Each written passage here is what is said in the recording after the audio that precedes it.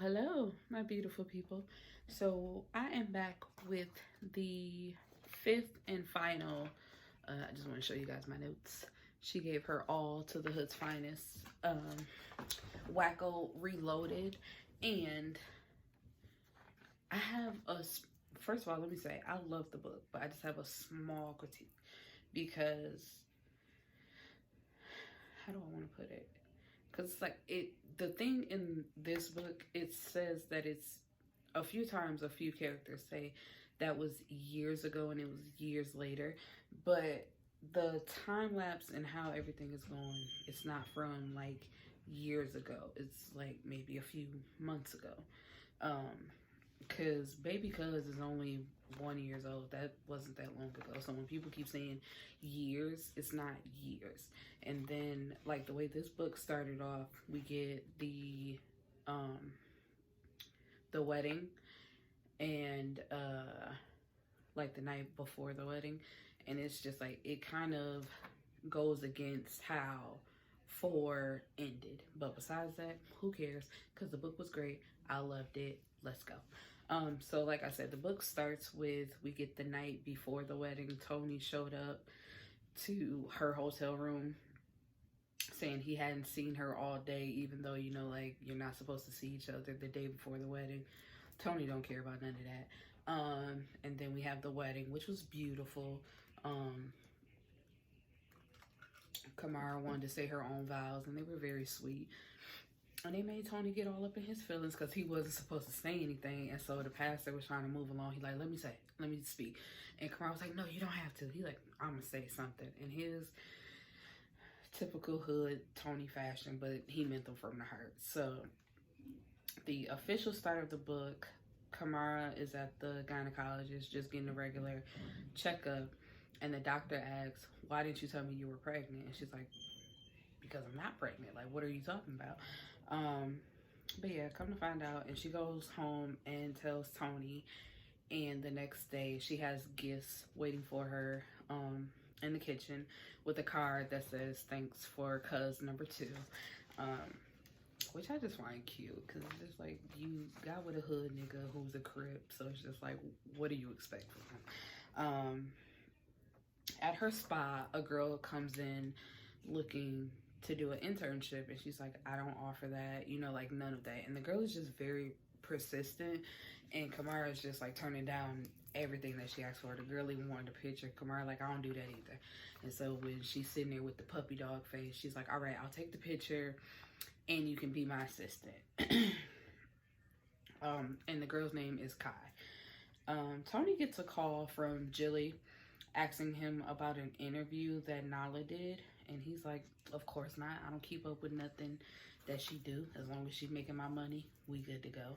But anyway, Jilly sends it to him, and in the interview, the radio host asks her if she ever did anything with Tony, and there's just a lot of dead space. And so of course that causes the radio host to react like, oh, so you, and what am I trying to say? Because you know how you do like that, ooh, and then she's just sitting there grinning like, wait, no, like fake trying to play it off. And they're like, girl, you have to be sleeping with him. And she's like, no, we're not sleeping together anymore. He has a wife now and he's in love. And of course, the radio host, like, they latch on to that. It's like, y'all see how she says now and not anymore. So he goes down to the studio where she is. And of course, now she's scared and, you know, trying to backpedal. Because when he pulls her out the studio and into the hallway to talk, he's like, you think you funny, don't you? And she's like, no, I'll say whatever you want me to say. Please, I love you. And he's like, and that's what I want to know, because that's the same thing that happened with Brielle and that happened with Joy. The only thing y'all get from him is sex. Like, he don't treat you nice. He don't talk to you good. It's just like, besides him being fine and having good sex, what are you in love with? Because he's not nice to you. So what are you in love with? You're not in love with anything. And anyway, so he tells her, he's like, that ain't my business. Get over it and stop playing with me and my wife. Because if my wife tries to leave me over these games that you playing, I'm going to kill you, your boyfriend, your baby daddy, your baby, and the cat that you love so much. I'm just like, after that, he done threatened to kill you and slap you up so many times. How are you still in quote unquote love? So when he gets home, Camarih tells him that she's seen the interview and she would like him to cut back on the time alone that he spends with her. It's like, I get that that's your artist and y'all have to be around each other sometimes, but anytime that you can avoid being alone with her, I would appreciate it. And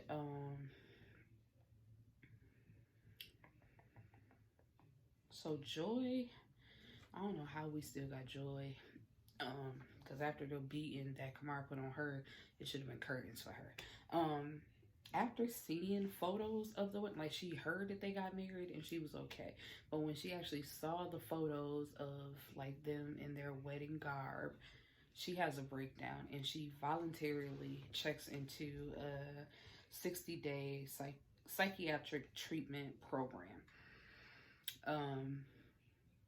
And Carter is there to pick her up. And it's like not even 5 minutes of her being out of that place and into the car with Carter, she's bringing up Tony.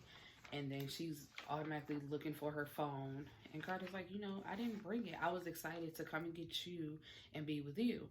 And she yells at him, I try to get over Tony and be with you, but you never quite cut it.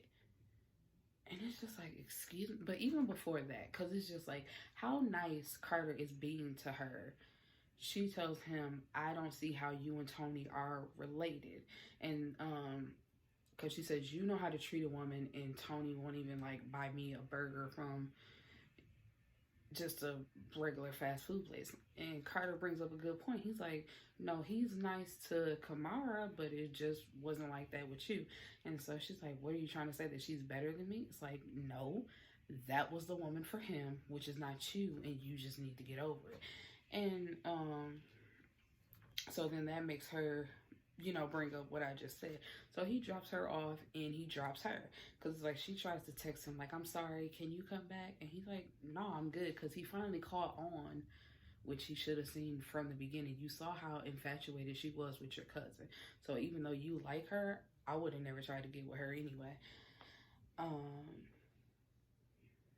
So then she meets Angel, who comes up with a plan to, because I never mentioned Angel because it was just like she was so not important to me in this book. But Angel was Tony's artist, and she tried to also play into that, getting Tony to beat people up for her and like be protective, because she kept telling him that Mark Vega was harassing her. And so he's like, you know, do something about it, get a restraining order. And she wouldn't do that. She was basically just trying to get Tony to do it for her. So she got dropped as an artist. So now that her and Joy are meeting, they come up with this plan to pin a baby on Tony, which will for sure break up Camarih and Tony, which was so stupid. Where are we?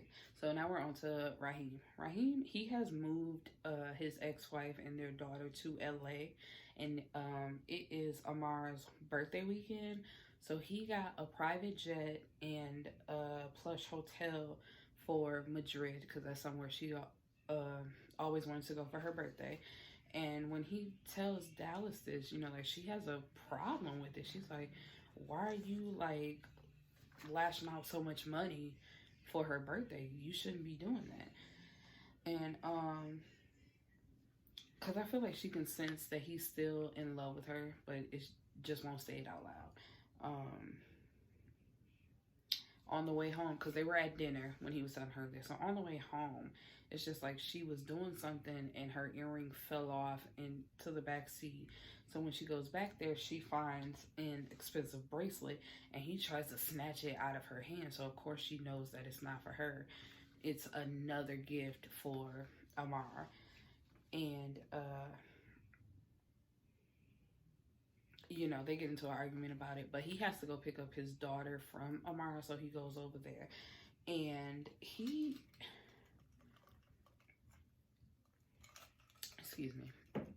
he wants Amara to be jealous of his new relationship with Dallas, and she's just not. And he is really upset by that. He's like, why don't you feel away? Because if you got with somebody else right now, I would definitely feel away. And she just flat out tells him, you are not a man to be jealous over. It's like, you cheated on me twice, and with one of the women that you cheated on me with, you told her that I was your baby sister. Why would I be jealous of you getting with another woman? Naima, he's working with a big time artist. Her name is Roxy. She has a boyfriend who's like a big time producer. His name is Mac King. And they're just getting to know each other because he's going to be doing a video for her, whatever. And he goes to pick up Timothy. They never gave him a nickname, and I just feel bad calling this little 3-year-old like Timothy, like he's a grown man. He goes to pick up Timothy because it's his time to have him, and Star leaves to go to Calabasas with her new boyfriend. And this was another thing that was just like a discrepancy between the books, unless it was a new boyfriend, because at the end of 4 it says that Star had a new man, but in this book, when he goes to pick him up and he calls her and she tells him, like, I'm leaving with my boyfriend, and he's like, when did you get a boyfriend and why do you have this dude around my son? So I was just like, I need a clarification if that was the same boyfriend at the end of 4 or a new one that he did not know about. So Camarih, while she's out shopping with baby cuz and Shanice, Matt King approaches her and, tries to spit a little game to her, but she's like, you know who my man is, stop playing with me. And she was looking at 2 purses. She only bought one. And when the lady goes to bag her up and brings it back, she hands her 2 bags, and she's like, I only got one. But the salesperson, she was like, yeah, but he bought you the other one. So she takes it straight to the trash can and throws it in there. And he DMs her like right after, saying how bad he wants to be with her and how bad he's gonna go to get her. And it's just like, all right, get yourself killed if you want to. Eden is sexually frustrated because Ruby is at the end of her pregnancy and she doesn't want to do anything. She's uncomfortable. She doesn't want to be touched. She has a hard time falling asleep. And at one of his shows, Holly invites Frida for some reason, and she's trying to slide back in and sleep with him, and he's like, why? You're not even this type of girl. She's like, well, that's what Ruby did, so now basically just trying to get payback. And he's like, nah. And it's like, my bad for even bringing you into that situation, but I've always been in love with Ruby. My heart has always been with Ruby, so you just never stood a chance, and I'm not cheating on my pregnant girlfriend with you.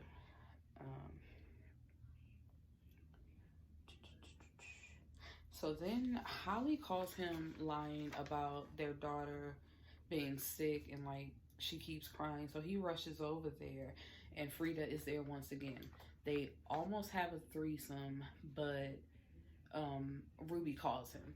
And this is one thing I don't understand about men, because he claims to hate her so much. He cannot stand his baby mama, but you were about to willingly have sex with her again, just because her sex was so bomb, but you hate her as a person. So why would you even set yourself up like that? Jilly, she's attempting to build her clientele, I guess, outside of just making a killing. And so she has agreed to work with an actor by the name of Ahmed, but Naima doesn't want her working with other men, saying like, that's too much time alone and they might develop feelings for her. So she says okay, and she drops it, like declining working with him. And so she goes to Nala's house for a fitting, and none of the clothes are fitting. They're too tight. And come to find out that Nala is pregnant by her boyfriend. She has a boyfriend, I think it's Peter, I forgot. But she doesn't want the baby because it's not by the men she loves, aka Tony. And so she's going to get an abortion. Of course, Jilly can't help but to tell him that, because it's just like, what? And if this was real life, like, Nala know what she doing, and she doing it on purpose. Because why would you tell his sister that? Because you know that's his sister. She gonna run back and tell. And what she does, she tells him everything. Even when he don't be caring, she still goes to tell. So she said that with the hopes of it getting back to him. But Tony don't care, though. And when she's leaving, she gets a message from Ahmed begging her to still work with him. And so she does. She's just going to decide to keep it a secret from Naima.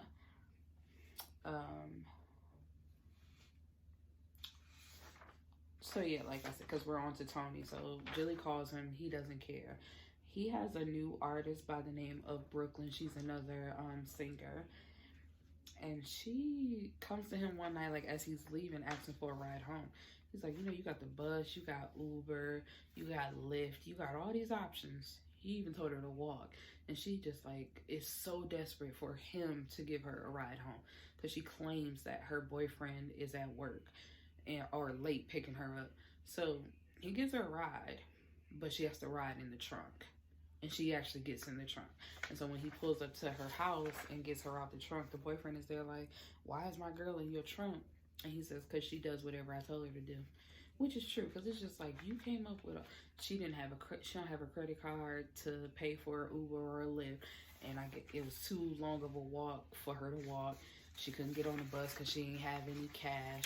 And it's just, oh, no, that's why she couldn't pay for the Uber and the Lyft, because they only take cash. And I guess she was just too good to get on the bus. Where are we? We're on a Ruby. Baby Elijah is here, and her dad questions Eden on his intentions. And Eden promises marriage in the future. Camarih pays, like, after Ruby has the baby, Camarih pays her a visit because she's been slacking on her job, even while she was still, pregnant, because that whole Nala interview, she should have prepped Nala, you know, with the questions and how to respond to questions like that. I should have said prepped her for answers to questions like that, and none of that would have happened. So we're on to Raheem. He proposes to Dallas at a basketball game, only with the hopes of getting a reaction out of Amara, but all she does is congratulates him and tells him, you know, me and Dallas, like, we speak over Instagram, you know, there's no bad blood between us. And he's upset to hear that, and he loses his mind at the thought of her having a male friend, because it wasn't even specified a boyfriend, just somebody she could be talking to, and he got so upset. So now we have Naima at the video shoot for Roxy, and Mac is there asking questions about, is asking questions about Tony and Camarih, and if he's faithful or not, because if he's not faithful, then he's hoping to slide in with Camarih. Naima like, I don't know nothing about that. Don't ask me no questions about another man in his relationship. It ain't my business. Camarih stops by her mother's house that she's selling because her mom went to jail for Bobby's murder.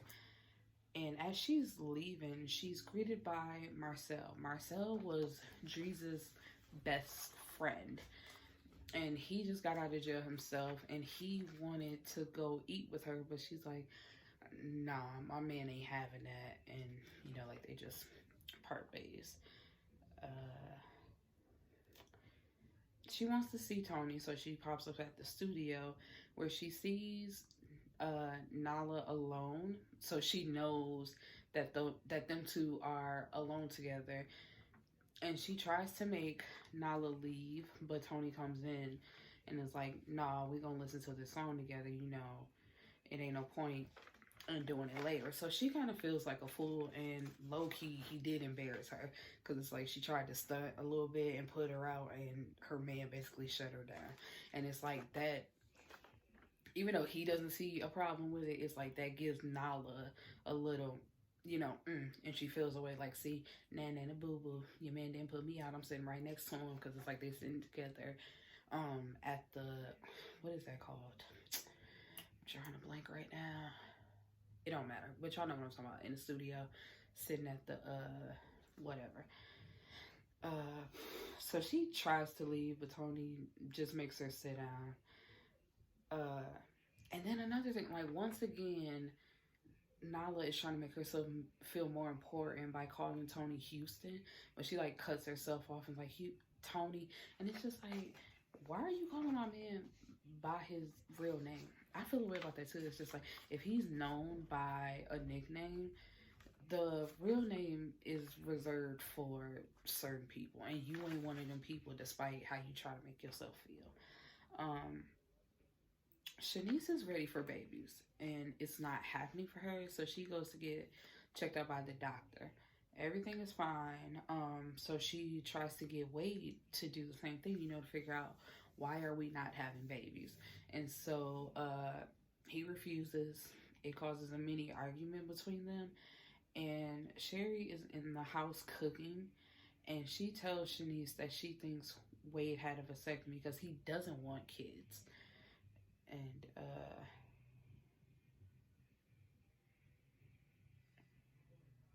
so she goes to Wade and asks him, like, is it true? And he's like, it's the opposite. Sherry didn't want kids and he did, and that's basically why they got a divorce. So we're back to Eden. Ruby's 6 weeks are not up yet, and she's still just, not feeling it. But he tells her, there has to be something we can do in the meantime. I'm back the hell up, and I'm about to leave the state for a couple of shows this weekend. So he's going to be out of state doing a few shows. And she's like, she goes off on him. She's like, I just had a baby. I don't feel good. My body is changing. I'm still sore. And the only thing you can think about is sex. It's like, you not even really here all the time to help with the baby. I still got my job to do. And it's like, what is your purpose of telling me that you about to be out of state? Do you plan on cheating on me while you out of state just because you couldn't wait 6 weeks? You can't wait a month and a half? And he tries to backpedal, but she's already like upset. She's like, you know what? You can go jack off. You can go basically do whatever you want to do. And she goes to bed. And so he's about to go to bed, but then he gets a message from Frida, and it's a video of her masturbating. And he jacks off to it in the bathroom. And this is just why Eden... I don't like Eden. I really don't like... I'm not even gonna lie to you. The only people I like are Camarih, Tony, and... that's it. I really don't too much care for anybody else but them two. Jilly is pregnant. Tony is at his office and Brielle pops up. She's gotten married. Her and her husband, they're closer to God, and now she wants to confess about what she did to her mama. Tony tells her she better keep her mouth shut or make sure it doesn't come back on him and he loses his family, because otherwise he's coming after her.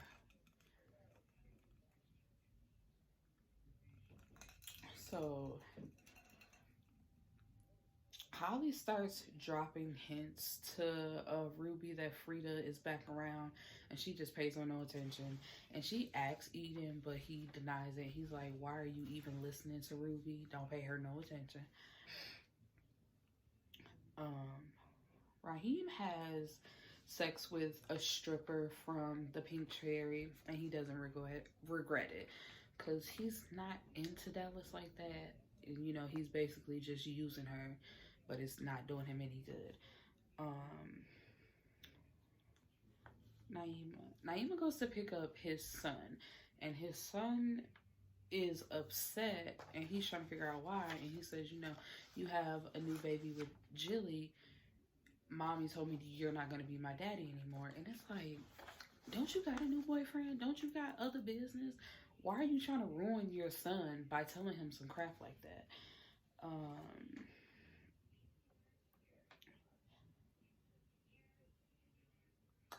Her dad pops up again with a business idea. He wants to open a mechanic shop, and he wants her to fund it. She shuts him down and tells him don't contact her anymore. She don't want to talk to him anymore.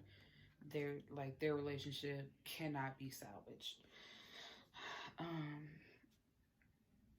So we're on to Shanice. Her former mother-in-law wants to meet. I'm gonna just call her Mrs. Porter. She wants all the things that Shanice got in the will. And of course, Shanice refuses. She's like, that was his dying testament. He wanted me to have those things, so no. And she tells her, well, you got remarried very quickly, so you don't need them anymore. And Shanice was like, that doesn't matter. They're for me. He gave them to me. I'm going to keep them. And Mrs. Porter says, well, we'll see about it in court. She's like, well, if you want to waste your money and the people's time, we can do that. And she's like, well, we'll see. Oh, no. Yeah, so while they're arguing about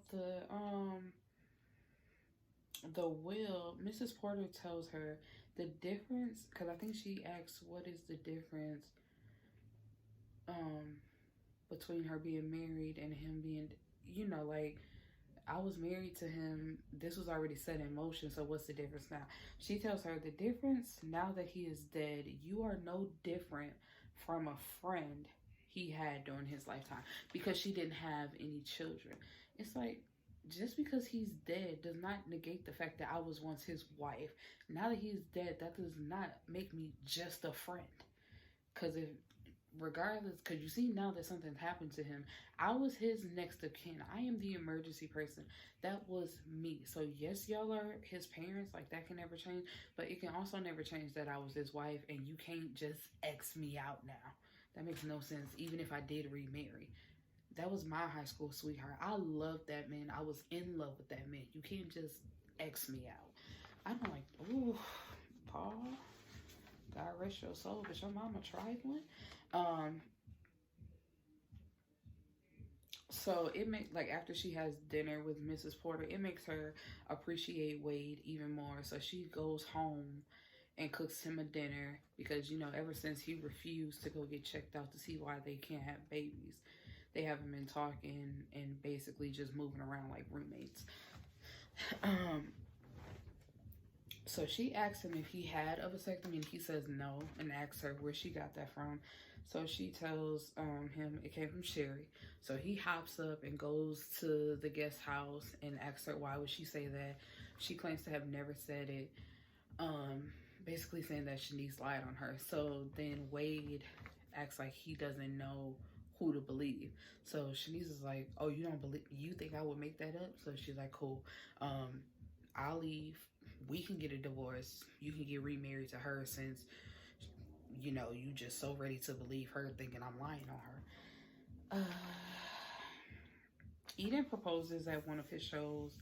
Frida calls and she calls and texts him, but he doesn't respond, because I forgot to mention at the show, or one of the shows that he did in Las Vegas, Frida showed up giving him head. And so now that he got engaged, she feels a way about that, even though she has no reason to. So then she shows up like a day or two later while he's at the studio and throws a pot of chili on him.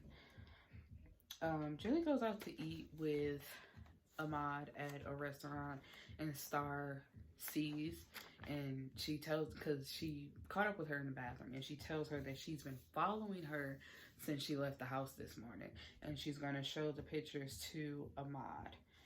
And she goes home and Naima had decorated the room and like flowers and stuff, had it real set up for her. But she didn't show up in time, so he just like cleaned it up, and he was really upset. But she made it up to him, and he proposed because that's what the room was set up for. A few days later, she's with Ahmad, and come to find out, Ahmad is gay. But even in 2020, it's not okay to be black and gay. You gotta basically pick a struggle in Hollywood. So he asks her to play his beard, and she doesn't respond because it's like, I'm dating Naima. He's pretty high profile. I can't just be seen with you. But she doesn't answer him like right off the bat. Mac comes up to Camarih's spa for a facial. And then later on, Roxy shows up trying to confront her, and she has to let her know, like, I don't want your man. Your man is chasing after me. The only man I'm worried about is Houston Terranova. Because when she told her, she was like, you know, you're messing with my man. She's like, no, no, no, no, no, no, no. Unless your man is my husband, I'm not messing with anybody. Because Mac basically dropped her to fully pursue Camarih, but that's not Camarih's problem. Ruby has a talk with Tony because, you know, to talk about her slacking on the job. And he tells her, you know, like, you're good at what you do. You're just overthinking it. And so Eden is in a rush to get married. He wants to get married right away. So they go to the courthouse and they do it. And it's like, as soon as they do it and she posts their rings to social media, Holly DMs her saying, I see you forgave him for messing with Frida. And she doesn't believe her. She's like, girl, that was so long ago. Get over it. And Holly sends her a video of Frida going into Eden's dressing room in Las Vegas. So, you know, just like that, her fairy tale is over.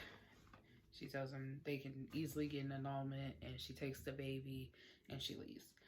Raheem, he finally has a heart-to-heart with Dallas, telling her that the wedding cannot go on, and that although he loves her, he only loves her like a homie.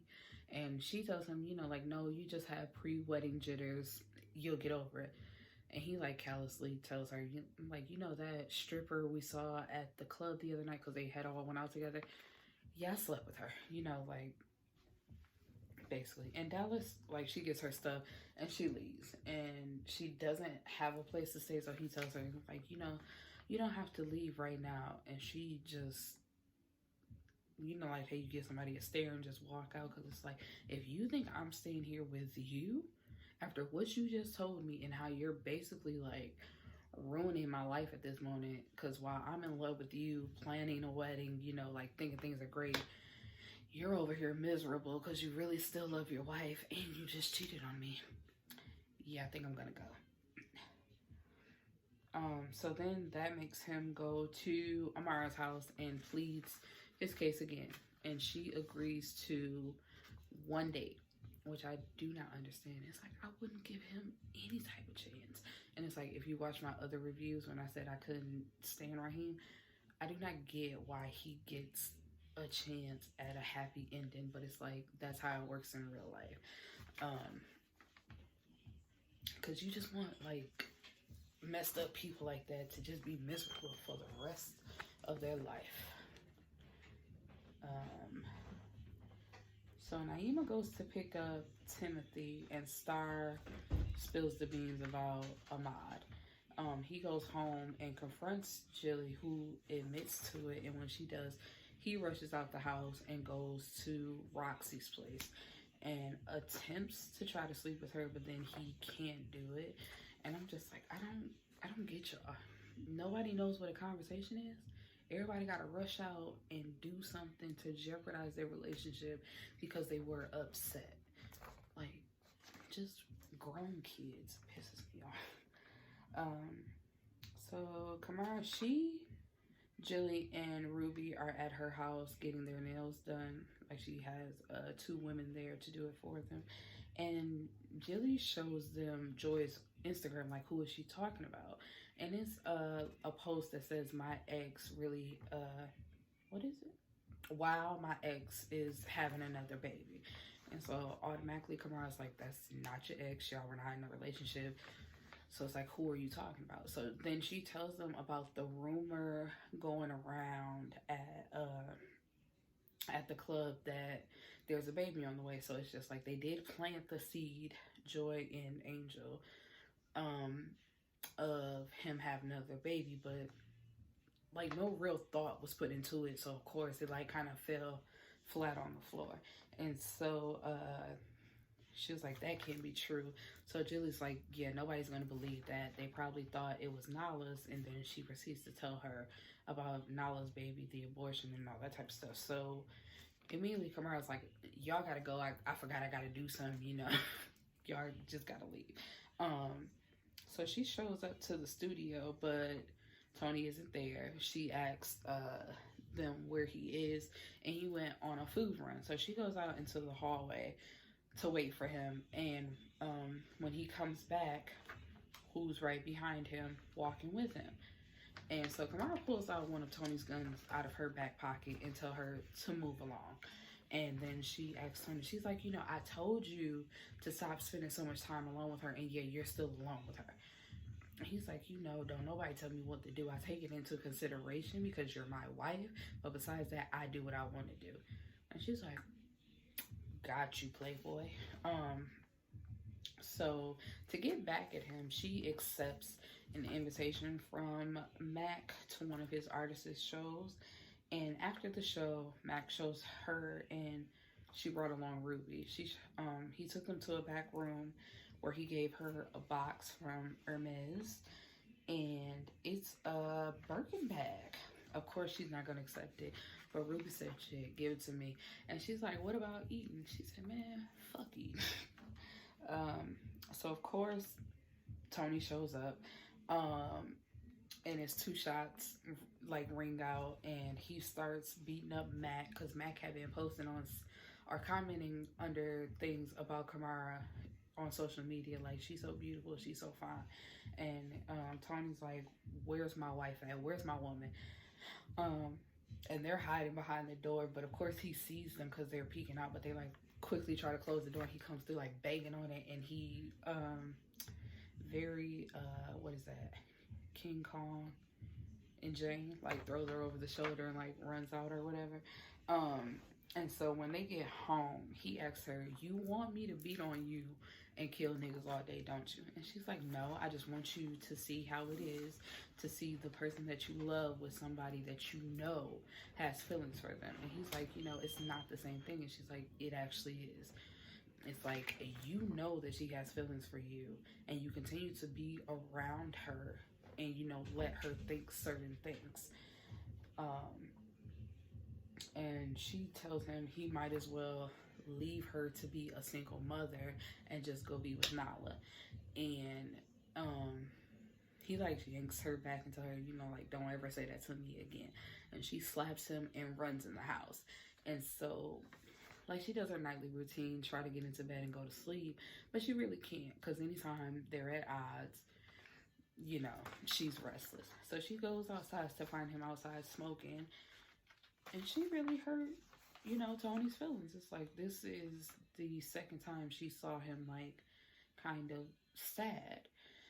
Because, you know, the first time was when he was nervous about him acting out with his business, and now it's just like, damn, you basically just told me I'm a terrible husband and a dad, like.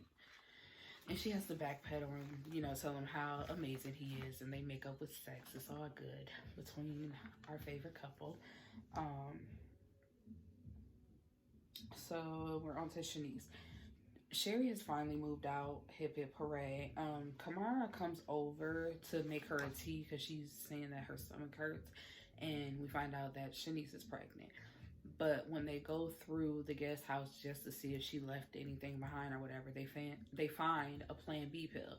And all this time, Sherry has been putting Plan B in her food, you know, to make her not get pregnant. And she goes to court with her mother-in-law.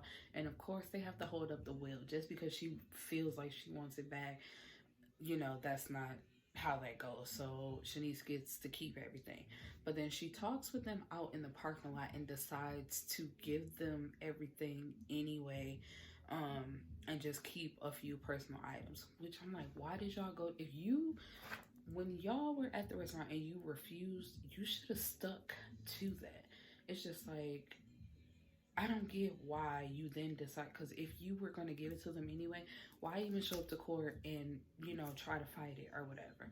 It's just like, you could have just gave it to her in the beginning and been done with it, but I wouldn't have gave her anything anyway. Like, that was my husband. He left because it was money and, like, other personal items. You not getting none. Those are mine. You do not have rights to them just because you his mama. So then she tells Wade to take her to like Sherry's house because she wants to apologize for how the situation went down, but instead she like beats on her, and Wade like pulls her off, like, what's wrong with you? And she tells him about the Plan B pills, and he tells her, you know what, pick out another house, we moving out that house, there's too many bad memories, on to better things. So Eden has a talk with Mr. Bailey, Ruby's dad, and then Ruby shows up. She because he's still trying to get her to forgive him, because he keeps saying, like, she only gave me head, it was only head, like that somehow makes it better. But she flips the script and she says, so if I went back to Armand and he only gave me head and I came back to you, would you forgive me?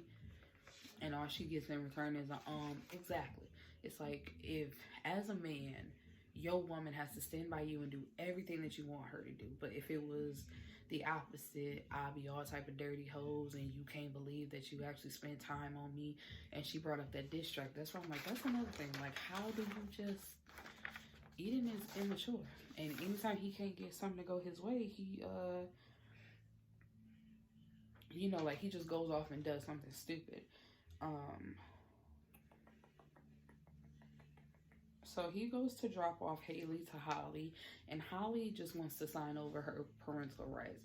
All she wants to do is do a few club appearances, because even though in the beginning her rap career was popping off, it's like after she went to jail and after she got pregnant, her like stardom really slowed down while Eden's kind of took off. So now she's just all she's doing is shopping, drinking, and doing a few club appearances, and that's it. So she wants to sign over her parental rights. He has a final goodbye conversation with Frida, and he apologizes to her again about like how their relationship fell off and how he basically just used her. And it's captured and put on a gossip blog, to make it seem like they were being intimate with each other, but they really weren't. Jilly has a talk with Ahmad about playing his beard, and she turns him down. She says, like, I'm pregnant, I'm engaged now, I can't do it for you.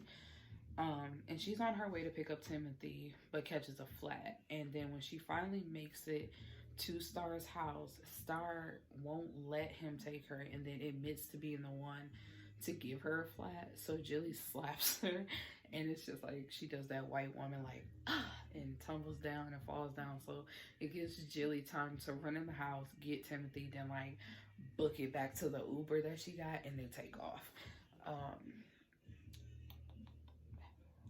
So they're in court because Naima's just like, man, I can't do this with her no more. She playing too many games. I need something set in stone with her. And so when they go to court, of course, the judge rules in his favor, because it was also caught on camera, her putting the flat in Jilly's tire. So it's just like, girl. And he also gets a restraining order. So now they have a professional mediator, which I thought when he went to court the last time he asked for one, but I guess they didn't get one. So now he has a professional mediator set in place to do the handoff. So Tony finds out the new waitress that he hired for the Pink Cherry is the one that's supposed to be pregnant by him. And when he hems her up to find out who put her up to it, she tells that it's Angel and Joy that did it. Ruby moved into a new apartment, like she had her own apartment. but her dad gave Eden the key, and he's waiting there for her one night with dinner because she managed to get an artist from Mark Vega over to Tony, so he wants to celebrate. And she agrees to move back home, but he has to move into the guest room. So it's like she'll come back home, but everything ain't peaches and cream right at this moment. So Camarih, we are doing the final walkthrough of her house, and once again, Marcel pops up again. And he has words with Tony, and Tony pulls out his gun and shoots him like point blank range. And it kind of scares her because, you know, it's flashback to Dries and what happened then. They go to the doctors to find out they are in fact having a boy, so cuz number 2 is on the way.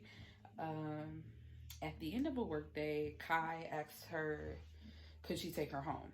And Camarih agrees, but then she starts going one way, and Kai tells her she's actually going this place tonight. She's going to her boyfriend's house. And Camarih's a little annoyed because it's like actually out of her way. But come to find out, Kai is actually Valencia, which was Vernon's sister, and the brother Vance has broken out of jail. They've been plotting against them because Vernon was killed, and they think it's because of Joy, but it's actually because he plotted with Vance to kill Dries. Tony shows up, kills the both of them, and takes her home. Come to find out, he has a new tracker on this new truck that he bought her. And so one day, telling Tony that she's going to the grocery store, she actually steals Nala and Joy's phone number out of his phone and goes to his studio and calls them. So Nala shows up first, you know, thinking that it was Tony. So she beats her up, tases her, then ties her up, does the same thing to Joy.